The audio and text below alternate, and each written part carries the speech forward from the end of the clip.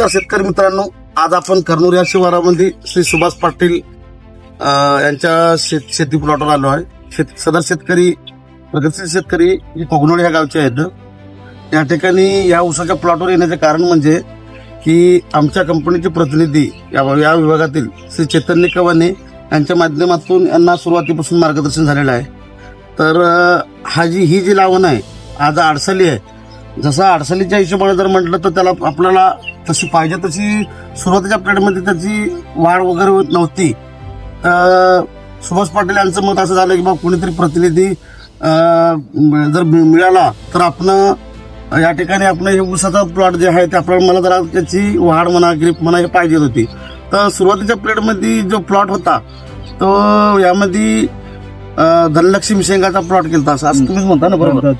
हा, तर ते धनलक्ष्मी शेंग जे आपण शेंग केलेली समजा शेंगामुळे काय झालं तर की प्लॉटला वसप पडली होती, ज्याला आपण गॅप म्हणू शकतो किंवा ते बाद पद्धत म्हणू शकतो. मधात रोप बाद झाली होती असं. बरोबर. हा, तर ते पूर्ण गॅप पडले असल्यामुळं परत आपल्याला उसाला यांना उभारी घ्यायची होती. तर मग या ठिकाणी यांनी चैतन्याच्या माध्यमातून USK ॲग्रो सायन्सच्या माध्यमातून या ठिकाणी मार्गदर्शन घेतलं.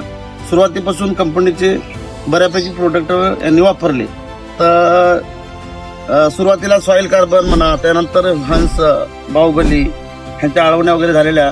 त्यानंतर बेसल डोसमधून त्यांनी SRP9 Humi4G मायक्रोन्यूटनमध्ये तुमचं कॉम्बी पंच हे प्रोडक्ट वापरले आणि नंतर बाकीच्या काही फवारण्या घेतल्या. तर बघू शकता तुम्ही या ठिकाणी ऊस बी आहे.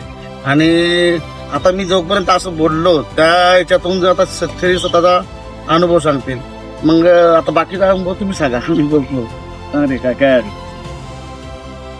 कोणा मार्गदर्शन कोणाचं मिळालं? चेतन कर्वे यांचं बोलवून घेतलं त्यांना. हा. त्यांचं आम्हाला चेतन या- मार्गदर्शन मिळालं. हा. त्यांनी सांगाल त्याप्रमाणे आम्ही ते शेंग काढल्यानंतर त्यांचे काय आळवणे फवारणे किंवा बेसल डोस असं त्यांनी सांगाल त्याप्रमाणे 8 दिवसाला 15 दिवसाला त्यांनी सांगाल त्याप्रमाणे आम्ही केलं. हा. ते केल्यानंतर बाबा ऊसामध्ये आमच्या फरक जाणवला. हा. त्यामुळे ऊसाची प्रगती चांगली झाली. आता ऊसाची प्रगती म्हणजे आजच्या कंडिशन चांगलं झालं. त्या कंडिशन मध्ये ऊस चांगला दिसायला आला. तुमचं क्षेत्र किती आहे ते? पूर्ण संपूर्ण शेत 5 एकर आहेत.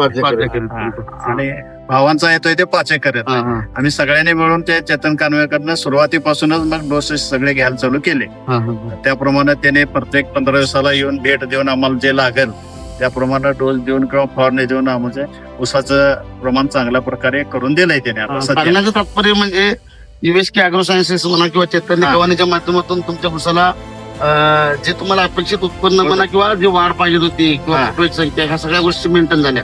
त्यांनी सांगितल्याप्रमाणे आम्हाला ते चांगल्या प्रकारे आम्हाला त्यांचं हे आलंय. नियोजन चांगलं पण होतं आणि आम्हाला मनासारखं त्यांच्या हे झालंय. फुटवा किंवा उंची किंवा काळोखी सगळे आलेले. हा व्हिडिओ जे आहे ते आपण कंपनीच्या युट्यूबच्या जे आपलं पेज असते त्यावर आपण टाकणार आहे. त्यामुळं कसं आहे की आता बाकीचे शेतकरी असतात युट्यूबला बघणारे जे व्ह्युअर्स असतात त्याच्यासाठी तुमचा काय सल्ला असणार आहे मग किंवा शेतकऱ्यासाठी सल्ला काय असणार? काय नाही, सर्व क्षेत्राने USK कंपनीकडून त्यांनी सांगाल त्याप्रमाणे कंपनीकडून आळवणे असू दे, फवारणे असू दे किंवा बेसल डोस असू दे, त्यांनी जर घेतलं आणि त्या प्रकारे जर त्यांच्या सांगण्याप्रमाणे जर केलं तर ऊसामध्ये फरक पडू शकतोय, ॲव्हरेज वाढू शकतोय आणि बाकीचा प्रॉब्लेम काय नाही आहे.